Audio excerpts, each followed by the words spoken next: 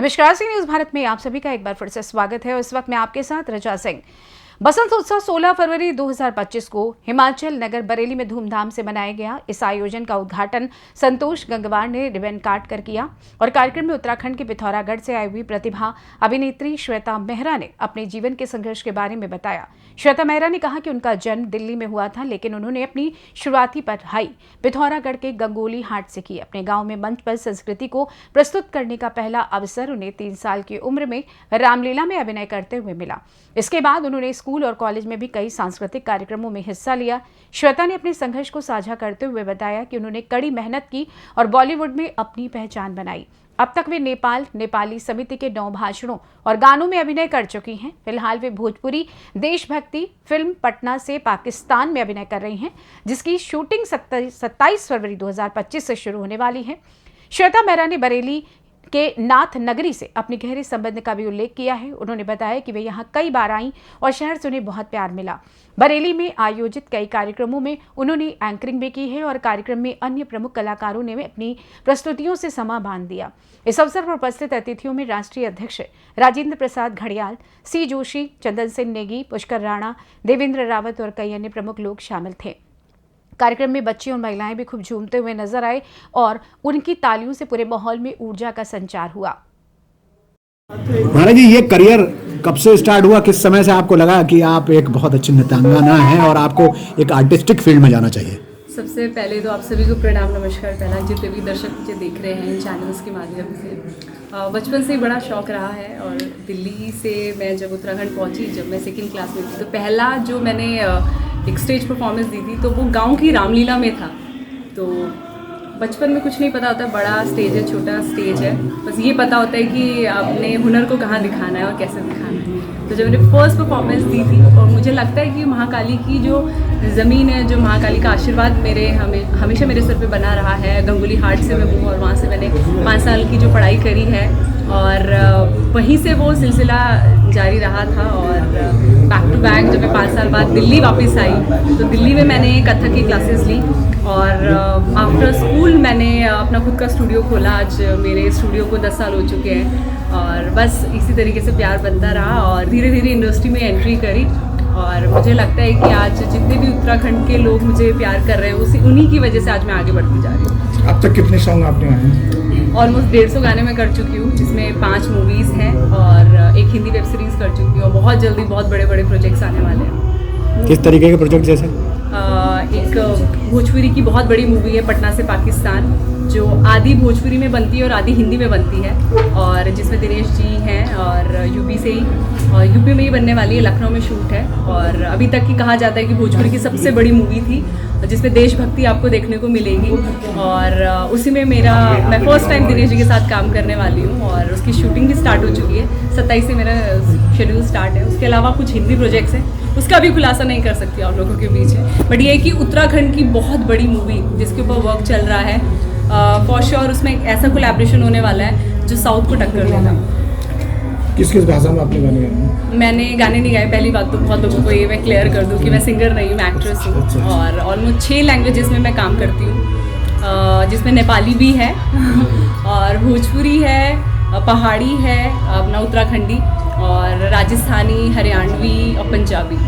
बरेली पहली बार आना हुआ है क्या? नहीं, बरेली में बहुत बार आ चुकी हूँ और मैंने कुछ शोज़ भी करे, क्योंकि मैं पिछले पास टाइम में मैं एंकरिंग करती थी और मैंने काफ़ी बरेली में ऑलरेडी शोज़ करे हुए हैं। लेकिन एक उत्तराखंडी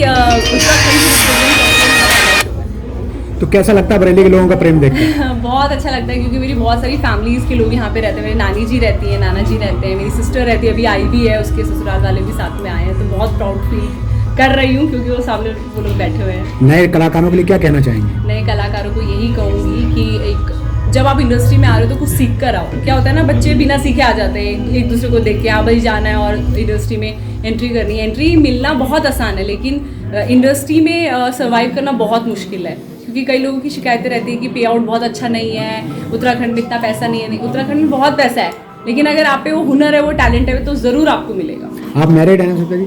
नहीं, गूगल में बहुत ही गलत अफवाहें हैं मेरे बारे में कि किसी राकेश के साथ मेरी शादी हुई है। मैं भी अपने राकेश को ढूंढ रही हूँ, अभी तक नहीं मिला है। वो तो चांद पे गए थे, अभी तक आए नहीं। ओके, तो अभी तक शादी नहीं हुई है मेरी। क्या नाम है आपका? श्वेता मैम, वो ये अच्छा था, मतलब पूरा इंटरव्यू ले लिया आपने, अब नाम पूछ रहे श्वेता हैं। मैम। ये गुरमांचल नगर में प्रोग्राम हुआ है जहाँ पर श्वेता मेहरा आई हैं और मेरे सारे दोस्त भी आए हैं और सब लोग आए हैं। कैसे लग रहा है आपको? बहुत अच्छा लग रहा है और बहुत मज़े भी आ रहे हैं हमें देख के श्वेता मेहरा जी को, और हम डांस भी करेंगे। बहुत अच्छा लग रहा है। एक मान जा रहे थे और इन्होंने मुझे बहुत कोऑपरेट किया। बार बार इन्हीं से मेरी टेलीफोन्स पर बातें होती रही पिछले 3 महीने से। यू बिलीव मी, 3 महीने के प्रयासों के बाद आज श्वेता मेहरा जी आपके सामने है और उस सबके पीछे देव शर्मा जी का बहुत बड़ा योगदान है।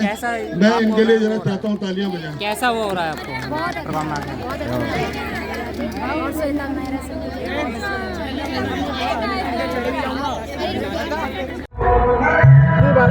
मैडम, आज जो है बसंत उत्सव मनाया जा रहा है, कौन सा कार्यक्रम है और कितने बच्चे जा रहे हैं?